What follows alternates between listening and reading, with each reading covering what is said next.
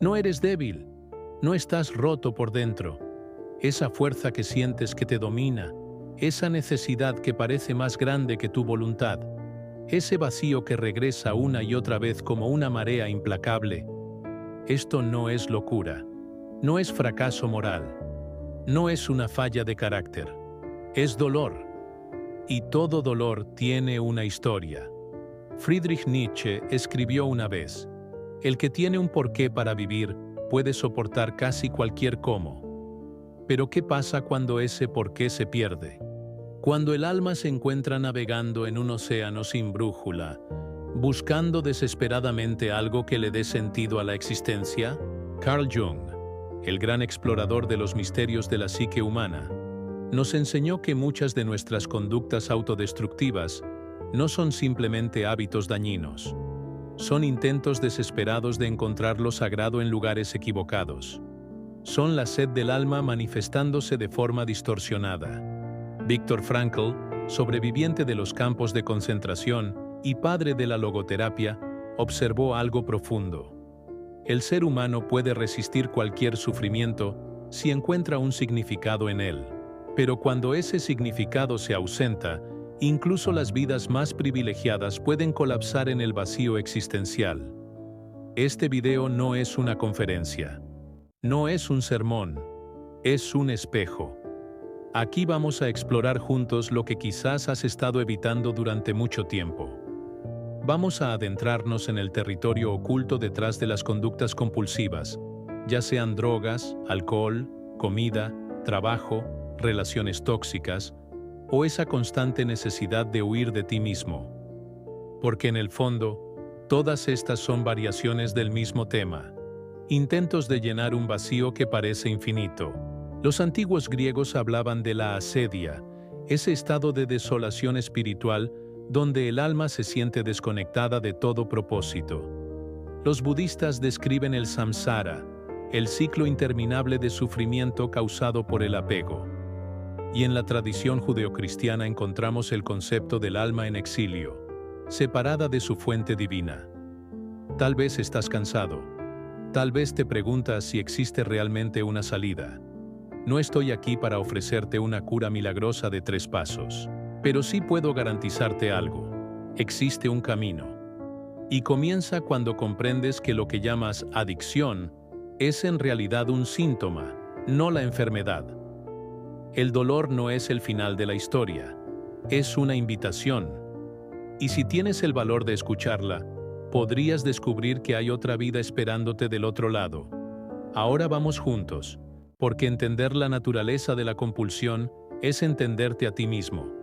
Y eso puede cambiarlo todo. Primera parte: el origen del vacío.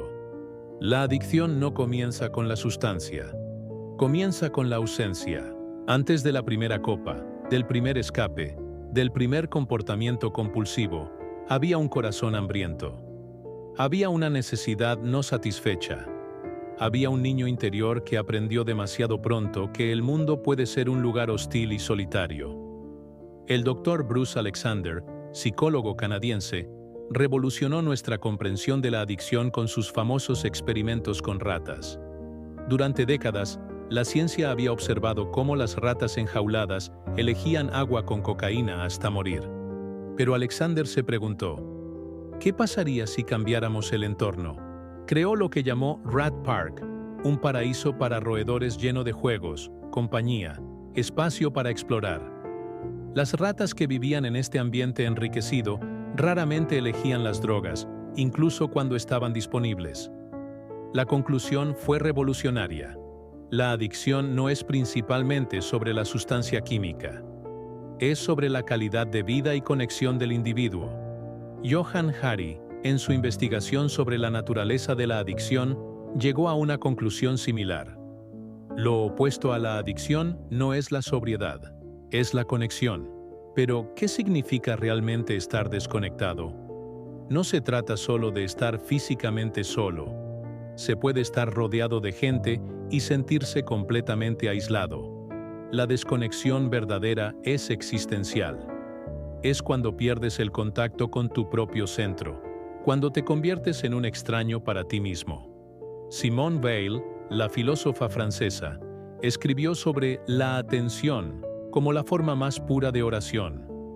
Para ella, la capacidad de estar verdaderamente presente con uno mismo y con los demás era sagrada. Pero, ¿qué pasa cuando esa capacidad se daña? Cuando la presencia se vuelve insoportable porque está cargada de dolor no procesado. Aquí es donde entra la adicción como anestesia. No es la búsqueda del placer lo que impulsa la compulsión repetitiva. Es la huida del sufrimiento. Es el intento desesperado de no sentir lo que duele.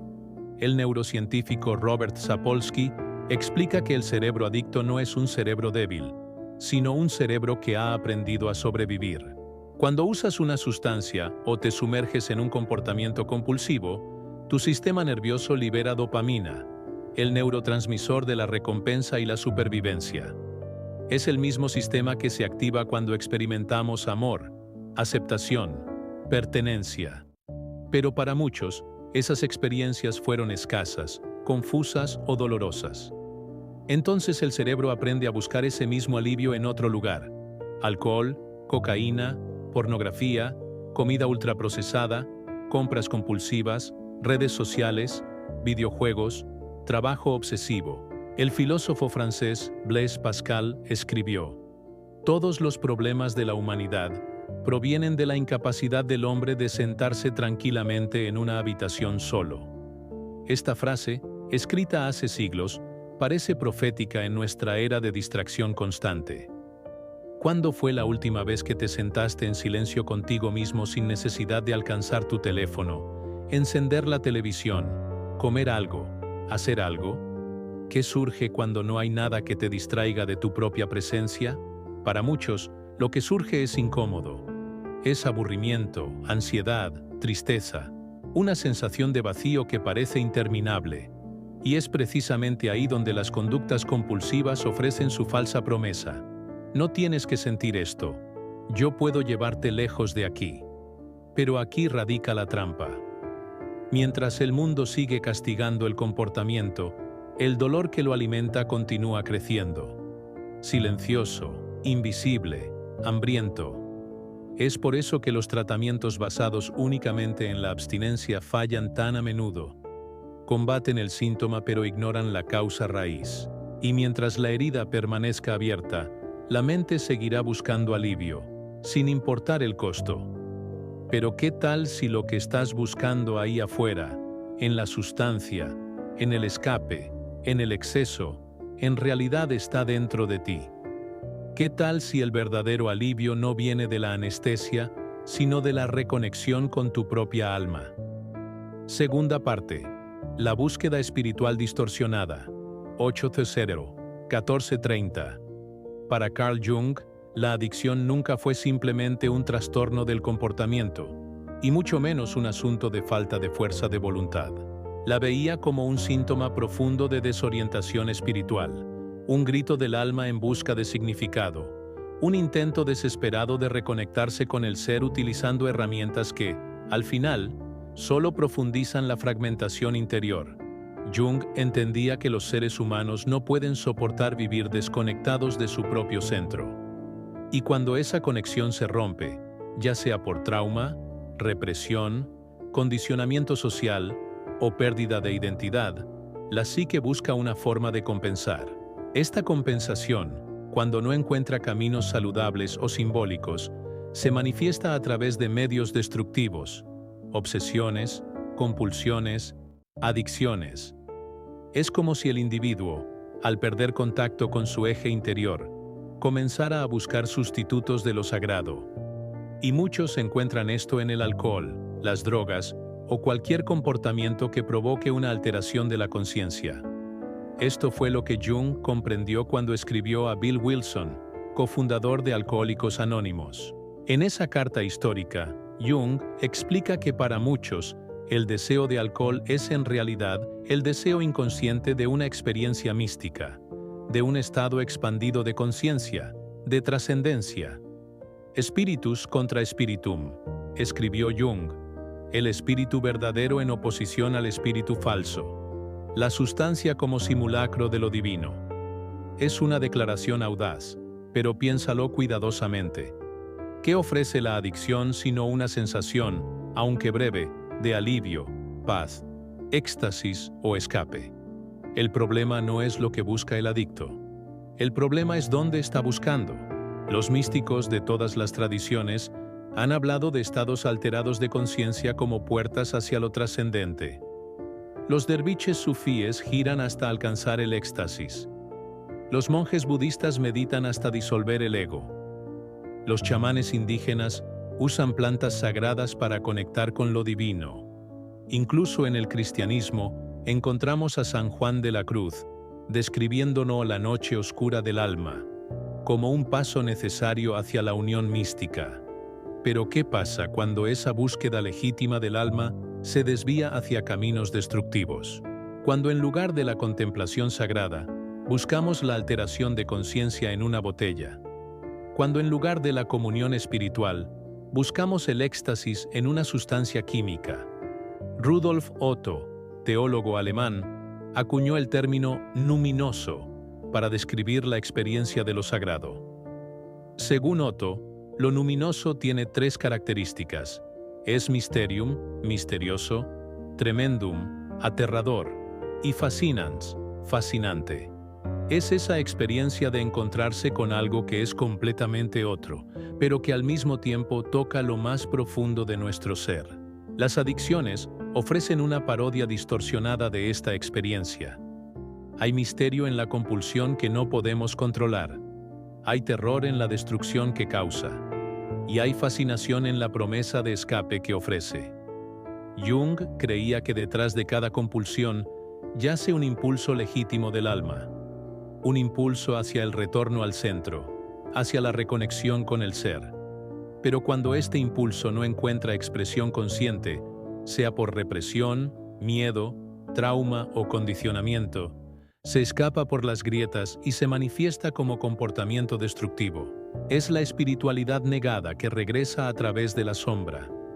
Mircea Eliade, historiador de las religiones, observó que el ser humano moderno ha perdido el contacto con lo sagrado, pero no ha perdido la necesidad de lo sagrado. Vivimos en lo que él llamó el mundo desacralizado, donde los antiguos rituales y símbolos han perdido su poder, pero donde la sed espiritual permanece intacta. Esta sed espiritual insatisfecha se convierte en lo que podríamos llamar hambre ontológica, un vacío existencial que parece imposible de llenar. Y es precisamente en este vacío donde las adicciones prometen ofrecer alivio. El problema es que lo que buscamos fuera siempre estuvo dentro. La conexión con lo divino, la sensación de totalidad, la experiencia de trascendencia, todo esto es parte de nuestra naturaleza más profunda. Pero hemos olvidado cómo acceder a ello de manera saludable.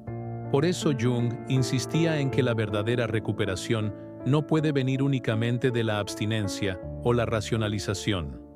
Debe involucrar el viaje de regreso al ser, la construcción de una vida simbólica, la integración de los opuestos. Porque en el fondo, el adicto es alguien que ha perdido el hilo de conexión con su propia alma y trata de restaurar esa conexión de la única manera que conoce, buscando afuera lo que es y siempre ha estado adentro. Pero hay un obstáculo profundo en este viaje. Un enemigo oculto que vive dentro de todos nosotros y que a menudo es el mayor responsable de empujarnos hacia la adicción. La sombra, aquello que reprimimos, negamos y tratamos de olvidar. Tercera parte. El territorio de la sombra. Dentro de ti existe un territorio desconocido, un lugar conformado por todo lo que has sido obligado a ocultar, reprimir, negar u olvidar. Este lugar, en la psicología junguiana, se llama la sombra.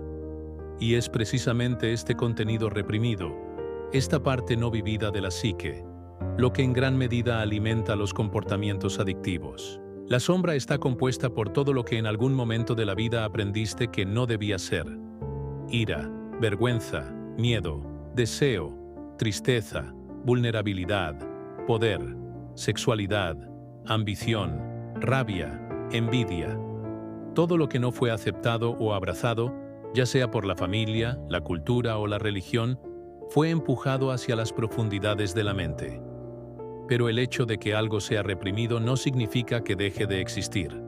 Todo lo contrario, lo que es desterrado de la conciencia comienza a actuar desde las sombras, influyendo en pensamientos, emociones y comportamientos de manera indirecta, compulsiva y a menudo autodestructiva. Jung dijo: lo que no haces consciente se manifiesta en tu vida como destino. La adicción, en este contexto, no es un acto de libre elección. Es el síntoma de una psique dividida. Es la sombra pidiendo paso. Marie-Louise von Franz, discípula cercana de Jung, explicaba que la sombra no es intrínsecamente malvada. Es simplemente lo que ha sido exiliado. Y como todo exiliado, busca desesperadamente regresar a casa. Cuando no puede hacerlo de manera consciente e integrada, lo hace de forma destructiva. Piensa por un momento. ¿Cuántas veces has repetido comportamientos que juraste abandonar? ¿Cuántas veces te has saboteado, incluso sabiendo racionalmente que te haría daño? ¿Cuántas veces te has sentido poseído por una fuerza que parecía mayor que tú? Esto no es falta de disciplina. Es contenido inconsciente tratando de emerger. Y mientras más luchas por reprimirlo, más fuerte se vuelve. La tradición alquímica, que tanto fascinó a Jung, hablaba del opus contra naturam, el trabajo contra la naturaleza. Los alquimistas entendían que para crear oro, primero debían descender a los materiales más básicos y oscuros. Debían trabajar con el plomo, con la materia prima, con lo que otros consideraban desecho. Esta es una metáfora perfecta para el trabajo con la sombra. No puedes crear la vida dorada que deseas ignorando los aspectos plomizos de tu personalidad. No puedes construir integridad sobre la base de la negación. La adicción se instala como una forma de contener la explosión, una válvula de presión para todo lo que la conciencia no quiere o no puede enfrentar. Y aquí radica la trampa. Mientras trates la adicción como el enemigo, solo estarás combatiendo el síntoma. La raíz está más profunda. Está en lo que no quieres mirar. Está en la sombra que temes tocar. Pero es precisamente ahí donde reside la sanación. El psicoanalista James Hillman hablaba de hacer alma, como el proceso de darle lugar a todos los aspectos de la psique, incluso los más oscuros. Para él, la patología no era algo que eliminar, sino algo que comprender y transformar. ¿Qué tal si tu ira reprimida no es tu enemiga, sino la guardiana de tus límites saludables? ¿Qué tal si tu tristeza negada no es debilidad, sino la puerta hacia una compasión más profunda?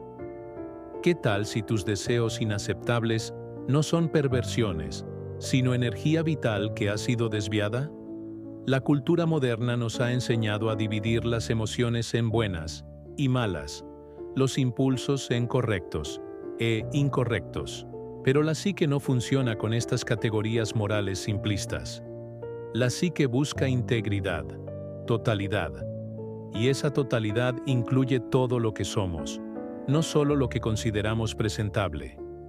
El místico sufí Rumi escribió: tu tarea no es buscar el amor, sino simplemente buscar y encontrar todas las barreras dentro de ti que has construido contra él.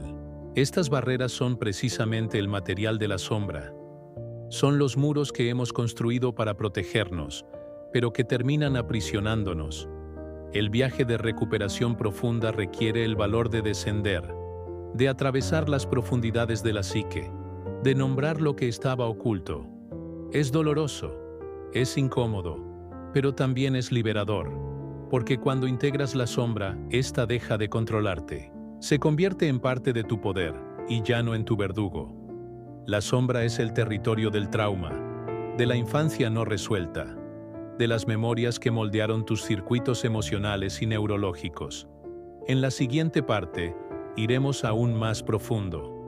Entenderemos cómo los traumas y las experiencias tempranas de desconexión crean el terreno fértil donde la adicción echa raíces.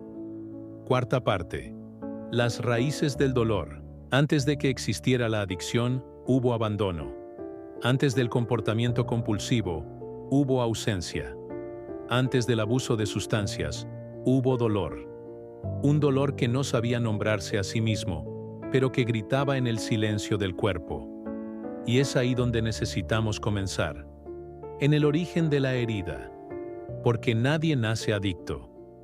La adicción es una adaptación, una respuesta creativa de la psique a una realidad insoportable. Gabor Maté es contundente al afirmar: lo opuesto a la adicción no es la sobriedad, es la conexión. Y esta declaración lleva consigo una verdad inquietante. La mayoría de los individuos adictos no buscan placer, buscan alivio. Alivio de la soledad crónica, de los sentimientos de inadecuación, de la angustia de no sentirse amados, vistos o pertenecientes. Y este dolor raramente comienza en la adultez. Nace en la infancia, en los primeros años de vida, a menudo antes de que podamos siquiera hablar de ello. Daniel Siegel, neuropsiquiatra infantil, ha mostrado cómo los primeros años de desarrollo moldean profundamente el cerebro humano. El sistema nervioso de un niño se organiza basándose en las experiencias emocionales que recibe. Si crece rodeado de amor, aceptación y presencia emocional, su cerebro desarrolla circuitos de seguridad, confianza y regulación. Pero si crece en un ambiente de negligencia, inestabilidad, abuso o frialdad emocional, esos mismos circuitos se vuelven disfuncionales. El niño aprende que el mundo no es seguro. Y peor aún, aprende que su dolor no será atendido. Sin embargo, el trauma no se limita a eventos mayores. No es necesario haber sufrido violencia física o abuso explícito para estar traumatizado. Lo que constituye trauma es la experiencia subjetiva de desamparo. Es cuando el sistema emocional se ve abrumado por algo que no puede procesar y que permanece congelado en el cuerpo. Bessel van der Kolk, pionero en el estudio del trauma, nos enseña que el cuerpo lleva la cuenta. Los traumas no resueltos viven en nuestro sistema nervioso, creando patrones de hipervigilancia, disociación y desregulación emocional que pueden durar décadas. Y es ahí donde entra la adicción como un intento de regular lo que nunca fue regulado. Alice Miller, psicoanalista suiza, escribió extensamente sobre lo que llamó el drama del niño dotado. Niños que aprenden temprano a suprimir sus necesidades auténticas para satisfacer las expectativas de los adultos. Estos niños desarrollan un falso self brillante y funcional, mientras su verdadero self permanece enterrado y hambriento. Imagínate la adicción como una prótesis emocional. Surge donde faltó la contención, donde no hubo sostén, donde no hubo escucha. Ofrece lo que el niño interior suplicó y no recibió: alivio, control, comodidad, una sensación temporal de paz.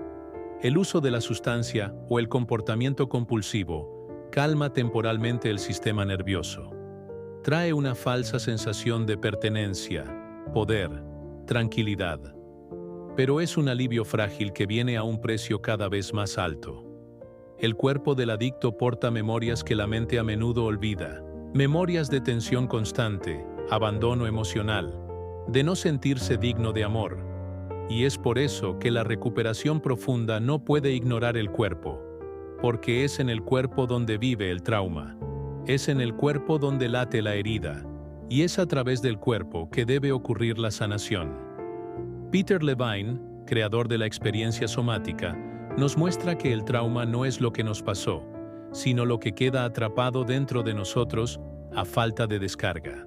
Los animales en la naturaleza experimentan situaciones tremendamente estresantes, pero raramente desarrollan trauma porque tienen mecanismos naturales para descargar la energía de supervivencia. Los humanos, especialmente los niños, a menudo no tienen el espacio seguro o el apoyo necesario para procesar estas experiencias. Entonces la energía se queda atrapada, creando patrones crónicos de tensión, ansiedad, depresión y una sensación persistente de que algo está mal. La adicción, entonces, es menos una enfermedad y más un intento desesperado de autorregulación, de supervivencia, de lidiar con un dolor que nadie vio. Y cuando comprendes esto verdaderamente, algo cambia. La culpa da paso a la compasión. La vergüenza comienza poco a poco a disolverse. Pero todavía falta un elemento esencial: la confrontación. Porque entender el origen de la adicción no es suficiente. Es necesario atravesar ese territorio, descender hasta la raíz del dolor. Jung dijo: ningún árbol crece hasta el cielo sin que sus raíces toquen el infierno. Y eso es exactamente de lo que hablaremos en la siguiente parte, sobre el valor de descender, de tocar la propia oscuridad, y de hacer del dolor un portal hacia la transformación. Quinta parte, el descenso necesario, 2530-3000. Existe una ilusión peligrosa que rodea la idea de recuperación. Una fantasía vendida por eslóganes de autoayuda y discursos apresurados de que es posible superar la adicción únicamente a través de la fuerza de voluntad, el pensamiento positivo o el cambio de hábitos. Pero la verdad es diferente, y es dura. El verdadero proceso de sanación no es una subida hacia arriba, es un descenso. Carl Jung lo dejó claro con una de sus frases más poderosas: ningún árbol crece hasta el cielo sin que sus raíces toquen el infierno. Y este infierno, en el viaje del adicto, no es metafórico. Es real, concreto, sentido en la carne. Es el zambullirse en el propio inconsciente. Es el reencuentro con todo lo que ha sido negado, olvidado, encerrado, pero que nunca ha dejado de existir. La sanación comienza cuando el individuo deja de huir. Cuando por primera vez acepta mirar el dolor en lugar de anestesiarlo. Cuando comprende que esa hambre que nunca se va, ese agujero que nada llena, no desaparecerá con otra dosis, otro clic, otra compra, otra distracción. Solo dejará de doler cuando sea escuchado. Descender es, sobre todo, un acto de coraje. Significa enfrentar la sombra de frente, reconocer los propios fantasmas sin máscaras, sentarse con la angustia, la culpa y la vergüenza, y soportar la incomodidad de estar desnudo ante uno mismo. No es bonito, no es rápido, es solitario, a veces brutal, pero es real y es necesario. Este proceso requiere un cambio completo de postura. Es salir de la lógica de guerra contra uno mismo. Necesito conquistar la adicción. Necesito vencer mis impulsos. Y entrar en una lógica de reconciliación. La adicción no es un enemigo a ser destruido. Es un mensajero, una guía distorsionada y dolorosa que señala exactamente dónde está la herida. La sustancia o comportamiento que destruye es el mismo que revela. Te muestra el camino que necesita ser recorrido. Te muestra dónde duele, dónde falta, dónde sangra. Rainer Maria Rilke escribió: quizás todos los dragones de nuestras vidas son princesas que solo esperan vernos hermosos y valientes. Esta es la paradoja del trabajo con la sombra. Lo que más tememos enfrentar a menudo contiene exactamente lo que necesitamos para sanar. Y este viaje no es solo psicológico, es espiritual, porque la adicción es, en su núcleo, una crisis de significado, un intento fallido de reconectarse con algo más grande. El adicto es alguien exiliado de sí mismo, desconectado del ser, fragmentado por dentro. La recuperación entonces no es solo sobre parar el uso o detener el comportamiento adictivo. Es sobre reconstituir esa totalidad. Es sobre integrar. Es sobre regresar a habitar el propio centro. Pero este regreso solo es posible cuando el dolor es atravesado, no evitado. Y esto solo sucede en el silencio, en la confrontación con el vacío, en el abandono de las ilusiones. Uno debe morir a la vieja identidad y renacer. No como alguien sanado, sino como alguien íntegro, que ya no necesita huir, que finalmente puede estar presente en su propia vida. Este renacimiento, sin embargo, no sucede de una vez. Se construye poco a poco, con conciencia, con apoyo, con presencia. Y solo es posible cuando la persona comprende que no está rota, está desconectada, que no es mala, está herida, y que no está sola, está, como todos nosotros, buscando un camino de regreso a casa. El despertar. Superar una adicción no es solo abandonar una sustancia o hábito destructivo. Es renacer. Es reconstruir una identidad. Es regresar a habitar un cuerpo que una vez sirvió solo como repositorio de dolor. Es aprender a estar presente donde antes solo había escape. Cuando alguien se libera de un comportamiento compulsivo, lo que se rompe no es solo el vínculo con la sustancia. Es el pacto con la mentira de que necesitas anestesiarte para vivir. Durante mucho tiempo, pudiste haber creído que así era como tenía que ser. Que no había salida. Que lo que te controlaba era más fuerte que tú. Y en cierto modo, lo era, porque el dolor que cargabas también era más viejo que tú. Pero ahora, quizás por primera vez, has comenzado a ver este dolor con ojos diferentes. No como debilidad, sino como señal, como llamado.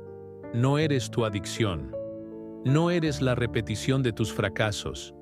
Eres la conciencia que observa todo esto y poco a poco aprende a elegir diferente.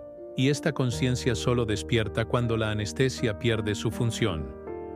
Cuando el agujero ya no puede ser llenado con distracciones.